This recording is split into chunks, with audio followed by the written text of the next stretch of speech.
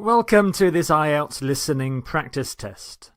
Get a piece of paper and a pen, and you can write down your answers as you do the test. At the end of the test, we will go through all of the answers. There are 40 questions. So let's start the test. You will hear a number of different recordings. You will have time to read the questions before each recording and time at the end of each recording to check your answers. The recordings will be played once only. The test is in 4 sections. Now turn to Section 1. Section 1, you will hear a conversation between a customer and a receptionist at a car rental agency. First, you have some time to look at questions 1 to 5.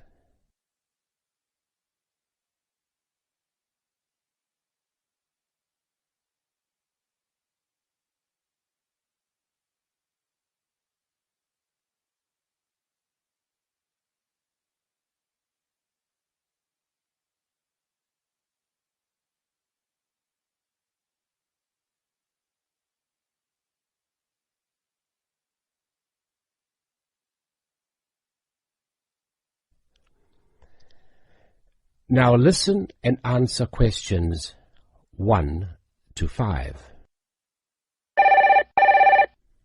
Good morning. How can I help you?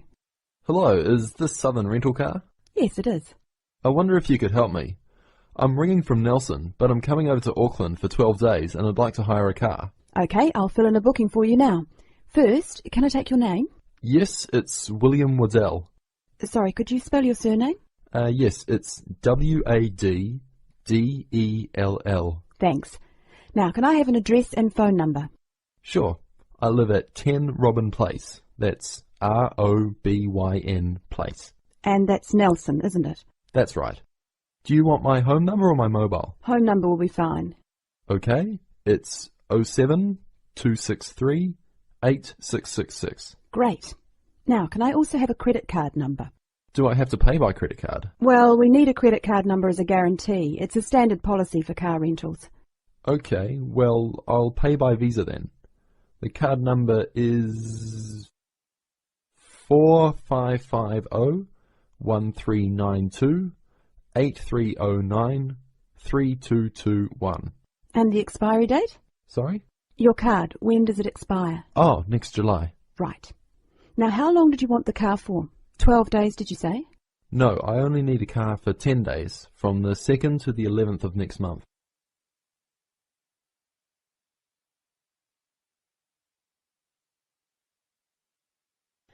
Before you hear the rest of the recording, you will have some time to look at questions 6 to 10.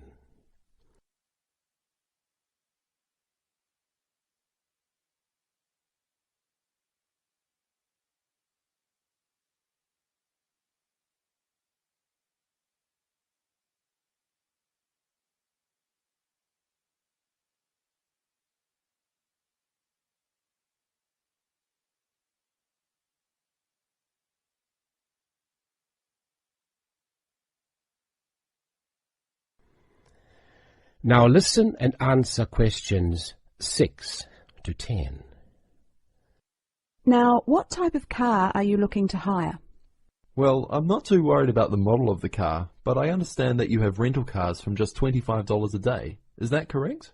We do sometimes have the $25 deals, but only in the low season. For the period you are looking at, the cheapest we have is $35. However, that price includes unlimited kilometres. Sorry, did you say unlimited kilometres? What does that mean exactly? That means that no matter how far you go, the cost is the same. Some companies charge for rental and then charge again for every kilometre you actually drive.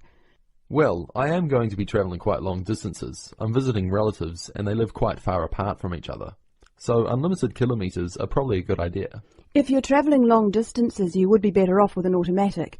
Changing gears in a manual can make it more expensive on petrol.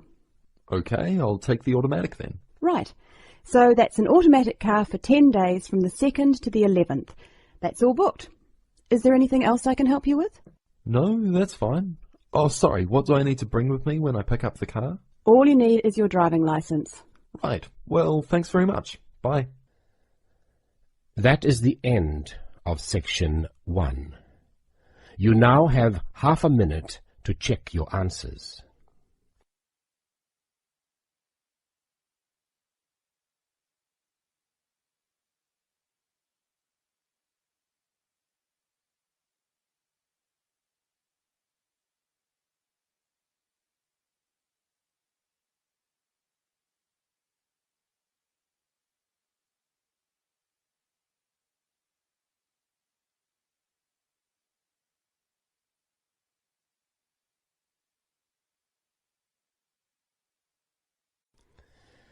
Now turn to section 2.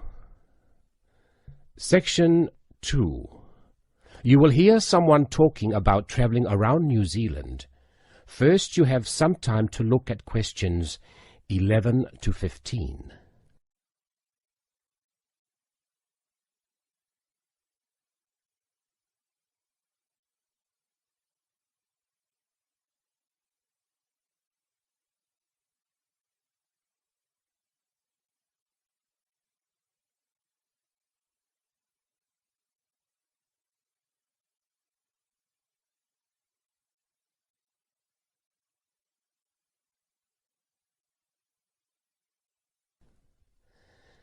Now listen and answer questions 11 to 15. When thinking about beautiful countryside or stunning views, it has long been accepted that Australia and New Zealand have few equals. What is perhaps slightly less well known is what these countries can offer to the avid train enthusiast. Both countries have railways which pass through breathtaking scenery in the utmost of comfort. In New Zealand, you can travel from the country's biggest city, Auckland, to where a third of the population lives, its capital, Wellington, on the longest passenger rail service in the country, the Overlander. Crossing 681 kilometres, the train winds through the lush farmland of the Waikato and up the Raurumu spiral onto an amazing volcanic plateau surrounded by native bush. On a clear day, you will be able to see 3 of New Zealand's most famous volcanoes, Mount Ruapehu, Mount Ngauruhoe and Mount Tongariro. The whole journey can be completed in 11 hours, but for those keen to see a little more of the country, the trip can be extended over 3 or 4 days. This gives travellers the opportunity of seeing the famous Waitomo caves, relaxing in the mud pools of Rotorua, or skydiving over Lake Taupo. Moving on to the South Island, you can take the Transalpine through the Southern Alps, travelling from the South Pacific Ocean to the Tasman Sea. Climbing from Christchurch right into the Alps, this 223-kilometre trip is particularly impressive as the train passes through 16 tunnels before descending to Greymouth at the end of the line. Taking only 5 hours, this is a relatively short trip, but it is worth noting that this journey has been listed as the 6th most scenic rail route in the world. For those that are not so keen on mountains, the South Island has a second option, the Trans-Coastal. With the sea on one side and the mountains on the other, it again shows some of the best scenery New Zealand has to offer. Also taking 5 hours, one of the highlights of this journey is the opportunities for whale watching. The fortunate few that see whales are well rewarded, but there are more common sights which are just as enjoyable, such as penguins and seals.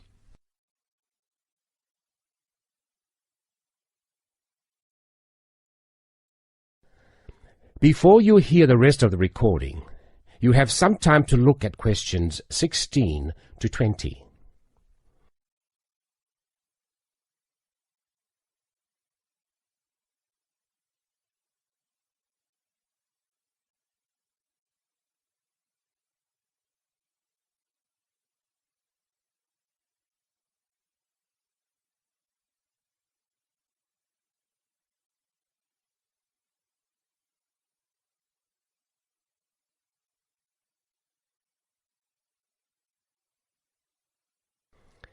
Now listen and answer questions 16 to 20. Although these 3 train journeys are undeniably breathtaking, some travellers prefer the longer journeys on offer in Australia. The Indian Pacific, for example, which travels from Sydney through to Perth and has been dubbed the adventure that spans Australia. With 3 nights on board, the train takes in the Blue Mountains and the Nullarbor Plains, and, as the name implies, the Indian Pacific shows you 2 oceans. This train journey holds 2 world records. Covering 4,352 kilometres, it is one of the world's longest train journeys. It also travels the world's longest straight stretch of railway track, 478 kilometres. For those who find these distances a little daunting, passengers can stretch their legs at a number of different stops, such as Kalgoorlie, famous for gold, and Broken Hill, first founded as a silver mine. If 3 days on board a train seems a little excessive, there are alternatives. The Ghan, for example, which travels from Adelaide in the south to Alice Springs in the centre of the continent, taking 20 hours. Passing through Crystal Brook, Port Augusta and Woomera, this journey gives an indication of what life was like for the earlier settlers as they discovered the country.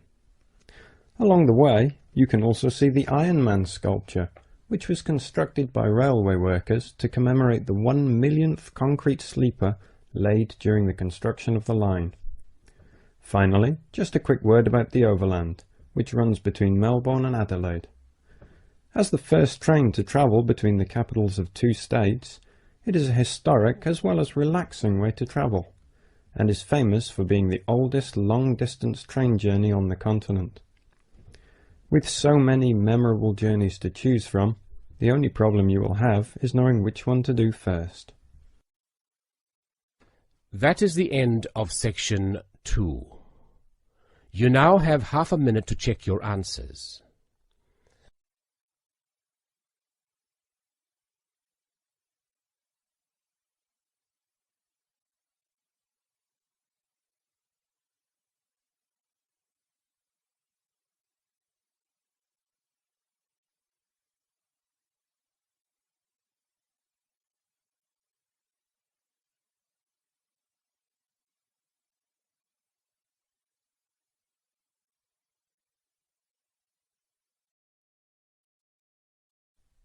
Now turn to section 3. Section 3. You will hear 2 students talking about a school project.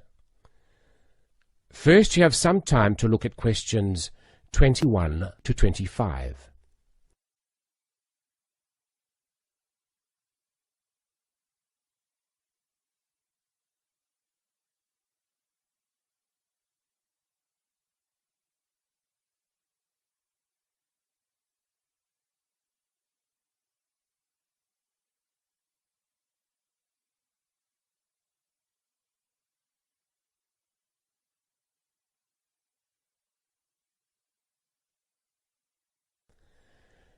Now listen and answer questions 21 to 25.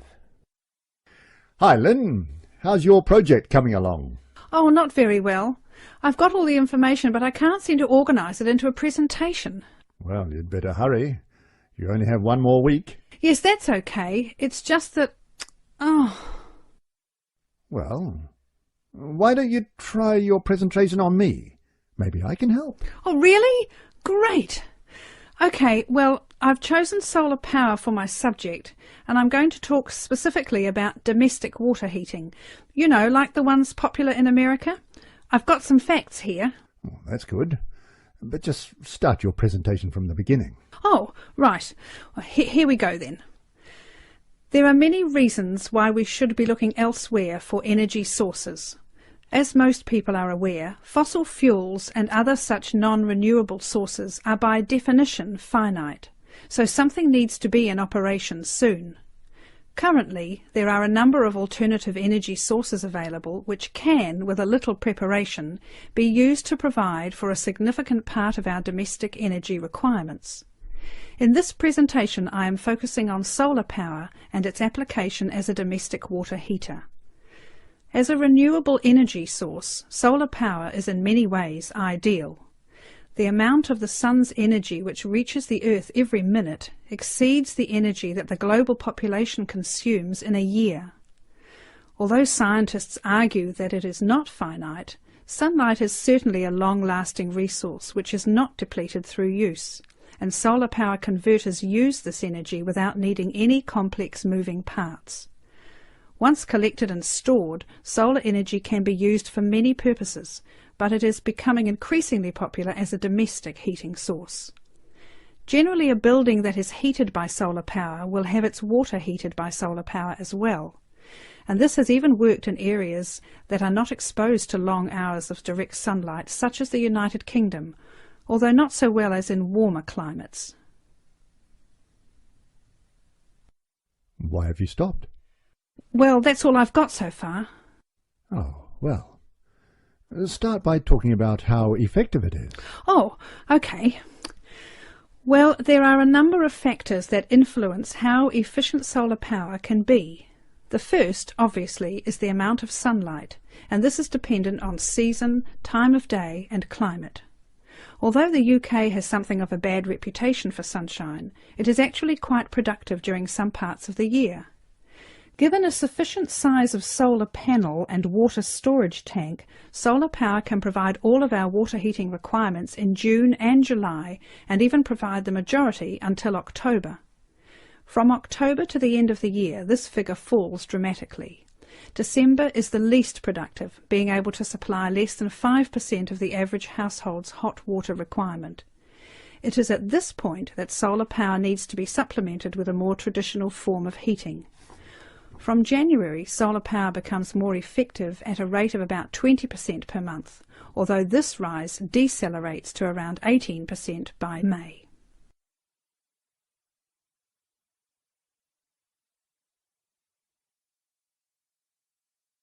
Before you hear the rest of the recording, you have some time to look at questions 26 to 30.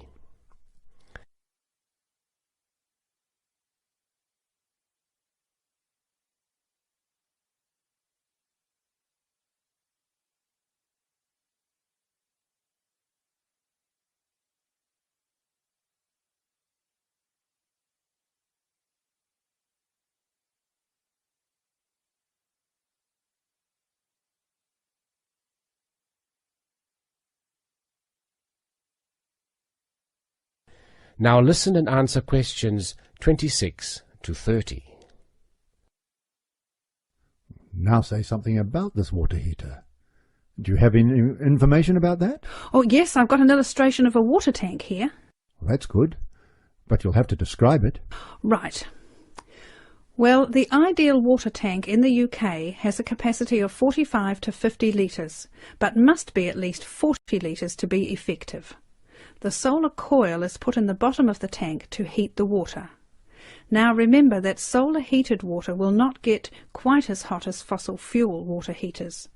The bottom half of the tank is normally 20 degrees, and this is why it is important not to have a tank that is too large, as that would take too much energy to heat. In this illustration it rises to 40 degrees from halfway up. Don't forget that hot water rises, so the top third of the tank is the hottest and reaches an average temperature of 65 degrees. And what's this second layer around the tank?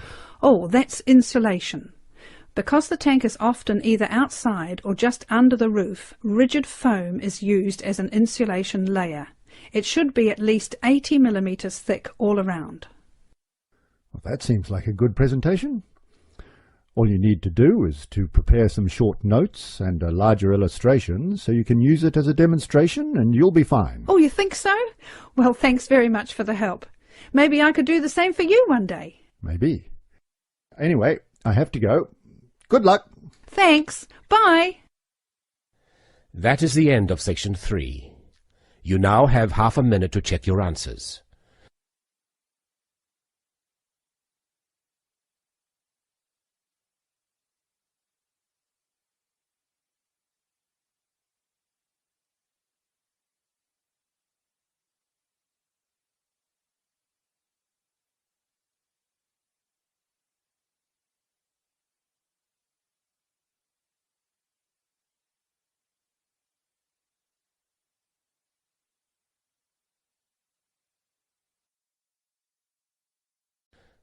Now turn to section 4.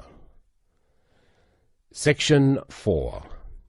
You will hear an interview with a marketing director. First, you have some time to look at questions 31 to 40.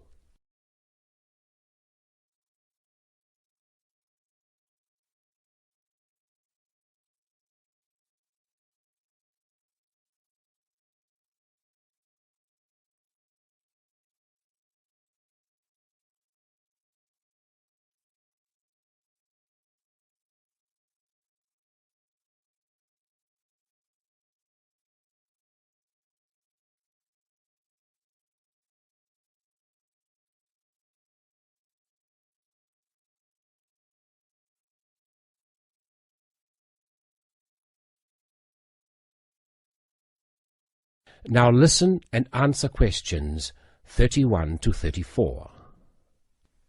Continuing our theme of business marketing, I have with me today Mr. Brian Kinsella, who is here to talk about the differences between marketing a product and marketing a service. Good morning. Now I understand that many of you here today are interested in a career in services marketing. Well, I've been the marketing director for Oceania Travel for nearly 11 years, so I feel that I can present what I consider to be the most important aspects of marketing a service. However, before I begin, I want to clarify what I mean by services marketing.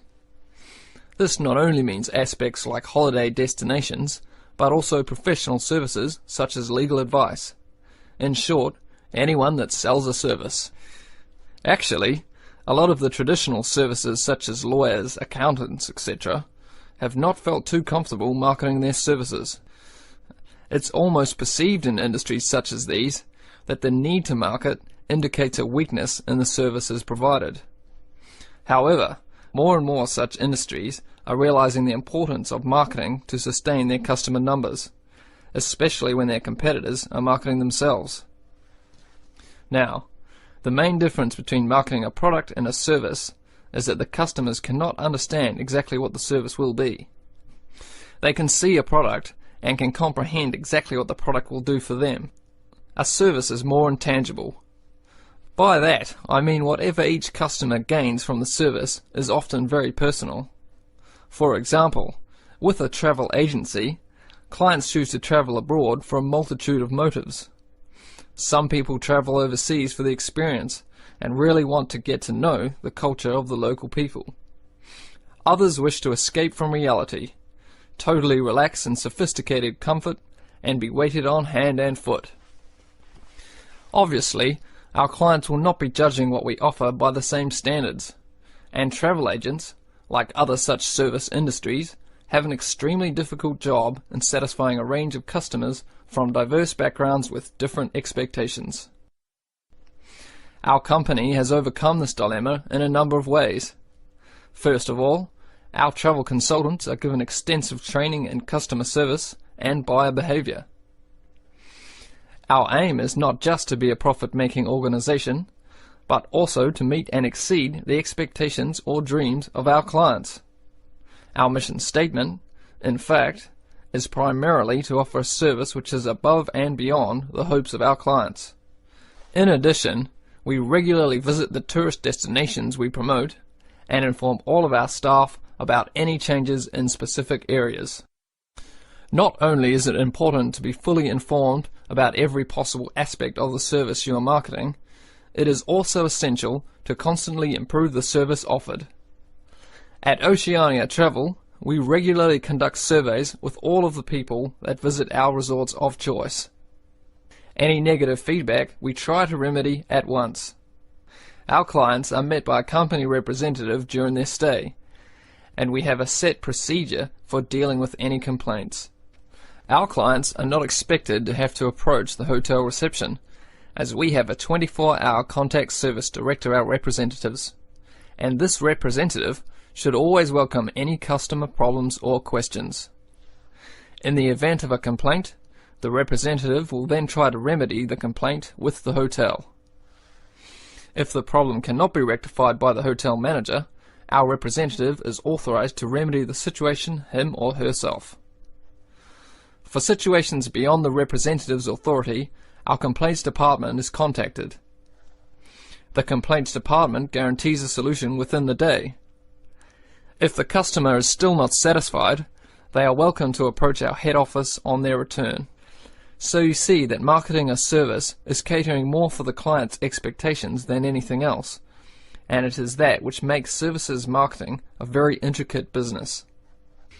Now that's the end of my presentation, but if there is anything you want to ask, then please feel free to do so. Thank you. That is the end of section 4. You now have half a minute to check your answers.